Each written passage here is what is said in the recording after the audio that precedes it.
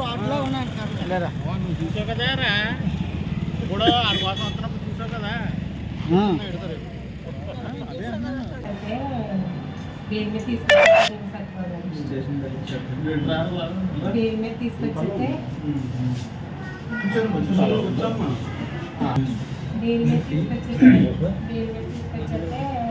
పది రోజులు క్యారీ వెళ్ళగానే బాగున్నాడండి.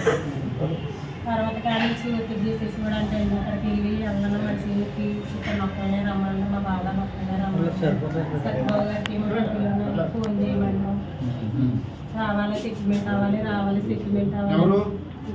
ఎండి గారని ఉన్నారండి ఆయన మాజీ ప్రెసిడెంట్ కొడుకు ఎవరన్నట్టండి సరిగ్గా తెలియదు. మాజీ ప్రెసిడెంట్ ఏం సెటిల్మెంట్ రౌడీ ఏంటండి రౌడీ ఏంటండి.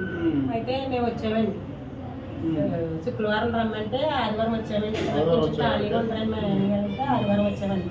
ఆదివారం మొత్తం అక్కడ కూర్చొని ఉన్నాడని కాల్ మీద కాలేసుకుని ఏంటంటే కనపడ్డాం నా మీద కనపడ్డాం.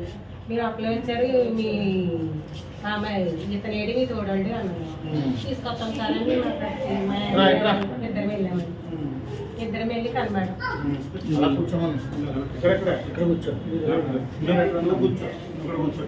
ఇద్దరం వెళ్ళి కనబడి మా బావగారు తీసుకొచ్చామండి. అయితే తీసుకొస్తే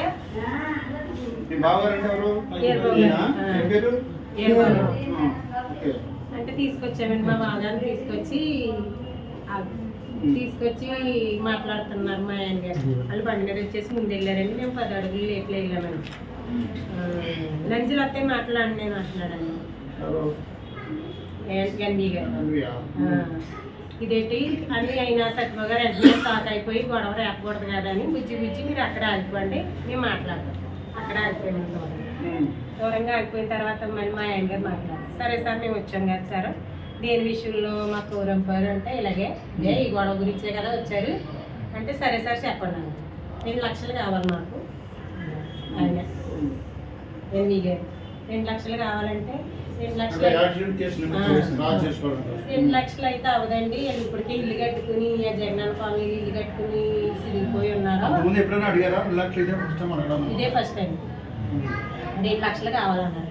2 లక్షలు అయితే అవదండి. మా తోడాళ్ళు ఇప్పటికే సిరిగిపోయి ఉన్నారండి. మొన్న బుద్ధేళ్ళ మీద తీసుకొచ్చిన డబ్బులు కూడా నాదే అంటే 50,000 అయితే 50,000 అయితే కుదరతాం. 24 గంటల్లో లేపెడతాను అన్నది. అంటే 24 గంటల్లో లేపెత్తాను కానీ మా ఎత్తాను అదే మేమన్నాం. ఆడు ఒత్తిడి చేసేస్తున్నాడు సార్. ఒత్తిడి చేసేస్తున్నాడండి. పొలమని రమ్మని